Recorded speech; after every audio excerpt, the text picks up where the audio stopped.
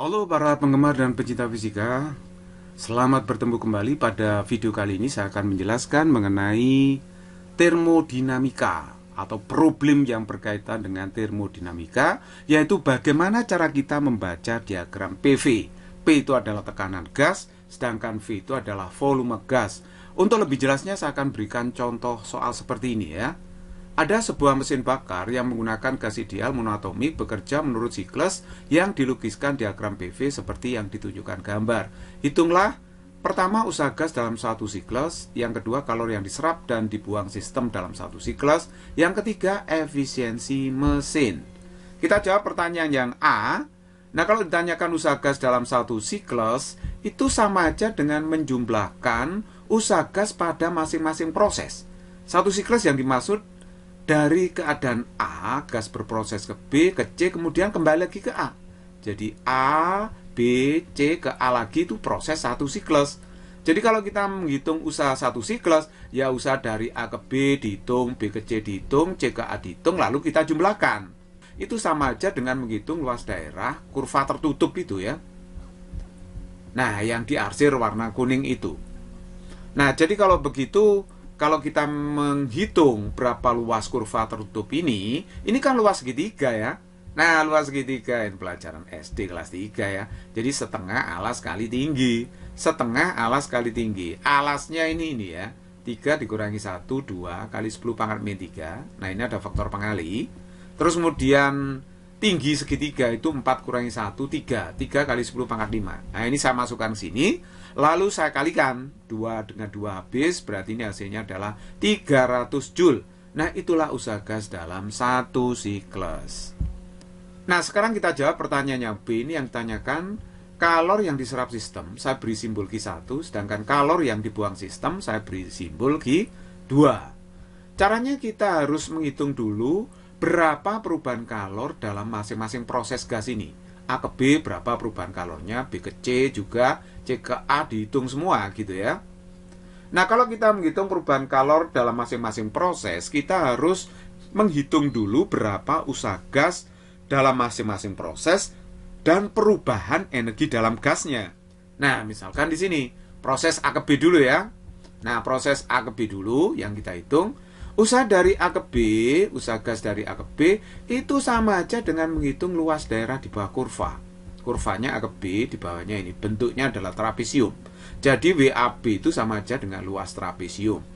Nah, proses dari A ke B itu adalah proses ekspansi. Nah, ekspansi itu artinya terjadi kenaikan volume dari 1 menjadi 3 kali 10 pangkat min 3 itu ya. Nah, usaha gas pasti positif. Nah, karena di sini usaha gas sama dengan luas trapesium, jelas luas trapesium itu setengah dua sisi sejajar dijumlahkan dikalikan dengan tingginya. Jadi ini setengah sudah saya tulis ini. Nah, jumlahkan dua sisi sejajar berarti ini 4 ditambah 3, tapi ini ada faktor pengali 10 pangkat 5 ya. Makanya di sini dikalikan 10 pangkat 5. Lalu dikalikan tingginya. Tingginya adalah 2 kali 10 pangkat min 3. Nah, ini saya masukkan. Nah, 2-nya dicoret, 4 tambah 1, 5, berarti hasilnya adalah 500 Joule. Itulah usaha gas dalam proses dari A ke B. Nah, terus kita lanjutkan menghitung perubahan energi dalam dari A ke B. Nah, perubahan energi dalam A ke B, dalam proses A ke B, itu adalah dirumuskan secara umum CV kali delta T. Tapi delta T-nya adalah delta T AB dari A ke B kan ya. Nah, CV gas ideal monoatomik itu kan 3/2 NR, N itu mol gas, R itu konstanta gas umum. Delta TAB itu berarti TB dikurangi TA, ya kan? Nah, sekarang ini kita kalikan ke dalam. NRTB dikurangi NRTA. Jadi TB, jadi delta TAB itu T akhir kurangi T awal ya, bukan awal kurangi akhir. T akhir kurangi T awal, karena prosesnya dari A ke B. Nah, terus kemudian ingat persamaan keadaan gas, PV itu sama dengan NRT. Jadi NRT itu bisa diganti PV. Karena suhunya di B, maka P-nya di B, V-nya juga di B. Jadi NRTB bisa diganti PBVB. Sedangkan NRTA bisa diganti PAVA. Nah, kalau membaca PB, PB-nya berapa ya? Kita membacanya menyamping begini, ini kan 1 ya. 1 kali 10 pangkat 5, sedangkan VB-nya turun 3. 3 kali 10 pangkat min 3. Nah, sedangkan PA-nya ini, nah PA-nya 4 kali 10 pangkat 5, sedangkan VA-nya itu adalah 1 kali 10 pangkat min 3. Nah, ini tinggal ngitungnya aja kan. Nah, ini kan 300, yang ini 400. 300 dikurangi 400 itu min 100 dibagi 2, berarti min 50 kali 3, min 150 Joule. Jadi kalau perubahan energi dalam ini tandanya negatif, itu artinya bahwa telah terjadi penurunan energi dalam proses A ke B.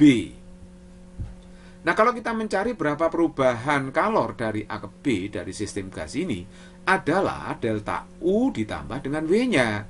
Ini pakai hukum satu termo. Jadi delta QAB adalah delta UAB plus WAB. Delta UAB itu saya masukkan min 150, WAB saya masukkan 500. Jadi kalau begitu 350 Joule hasilnya. Karena delta Q-nya itu positif, itu artinya selama proses dari A ke B, gas itu menyerap kalor. Nah, kalau positif menyerap, kalau negatif melepas atau membuang kalor. Nah, sekarang berikutnya kita tinjau proses dari B ke C ya. Nah, dari B ke C itu usaha gas dari B ke C ini harus negatif tandanya. Kenapa? Karena B ke C itu telah terjadi proses kompresi, terjadi penurunan volume dari 3 menjadi 1, ya kan? Nah, ini usahanya harus negatif. Jadi negatif luas daerah di bawah kurva ini. Nah, ini luasnya apa ini? Kotak ya, atau persegi panjang. Luas kotak adalah ya panjang kali lebar atau lebar kali panjang. Lebarnya 1, ya kan? Tapi kali 10 pangkat 5 karena faktor pengalinya ini ya. Terus kemudian dikalikan 3 kurangi 1, 2. Dikalikan 2 panjangnya 2 kali 10 pangkat min 3. Jadi hasilnya di sini adalah min 200 Joule. Itulah usaha gas dari proses B ke C. Sekali lagi tanda minus di sini menunjukkan bahwa selama proses dari B ke C terjadi proses kompresi, penurunan volume. Nah, terus kemudian untuk mencari berapa perubahan energi dalam gas dari B ke C, ya sama rumusnya, delta U itu CV kali delta T. Delta TBC itu artinya berarti TC dikurangi dengan TB. Gitu kan ya.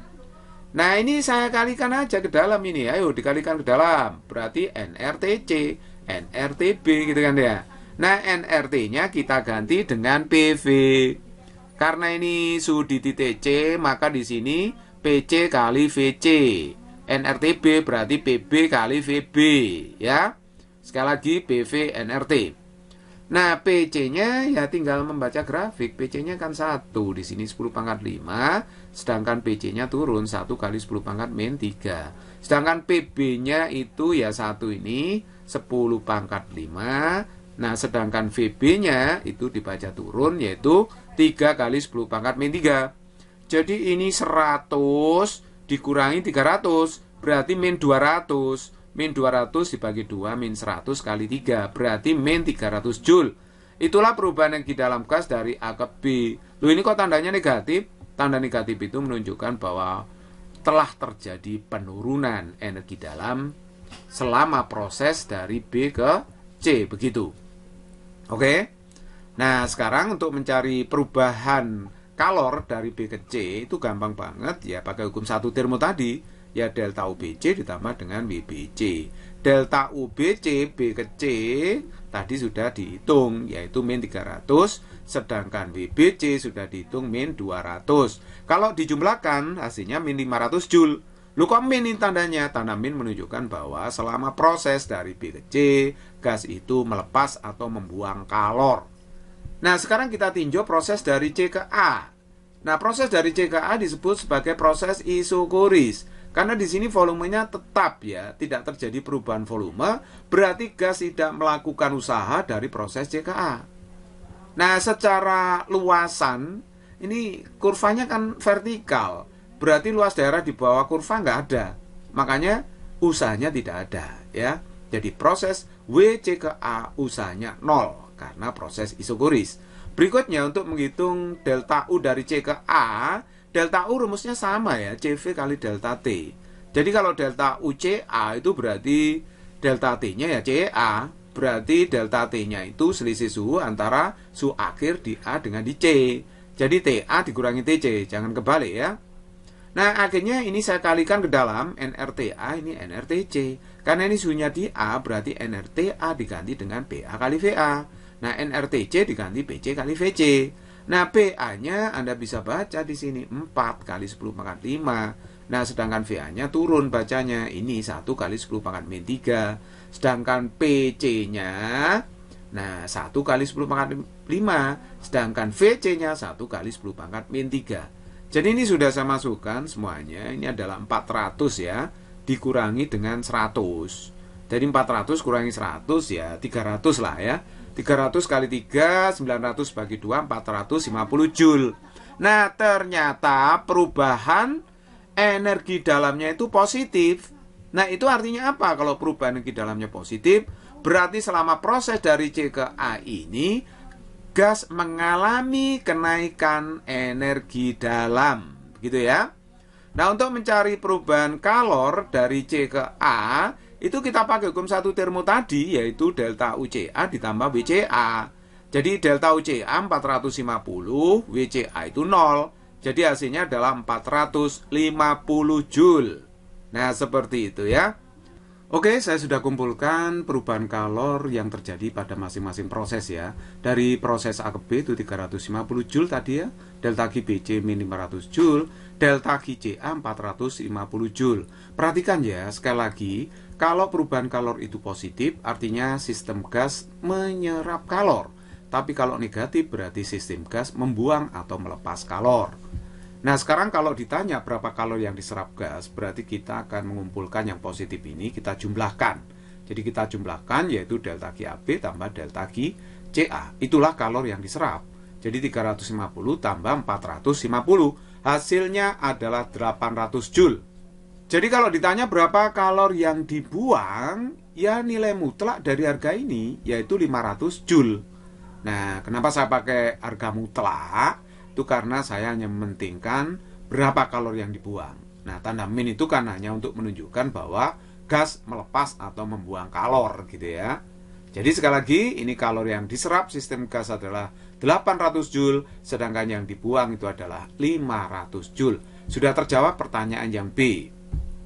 Nah, pertanyaan yang C yang ditanyakan efisiensi mesin. Nah, efisiensi mesin itu kan ini rumusnya, eta sama dengan W per Q1 kali 100%. Ya, usaha mesin dalam satu siklus dibagi dengan kalori yang diserap mesin dalam satu siklus. Jadi kalau begitu tinggal masukkan aja, W-nya tadi kan 300 ya. Masih ingat ya tadi ya, usaha gas perhitungan awal tadi itu adalah 300. Nah, Q1-nya 800 di sini. Nah, saya kalikan 100% supaya satuannya dalam persen. Nah, ini kalau saya hitung ketemunya adalah 37,5%. Nah, itulah efisiensi dari mesinnya.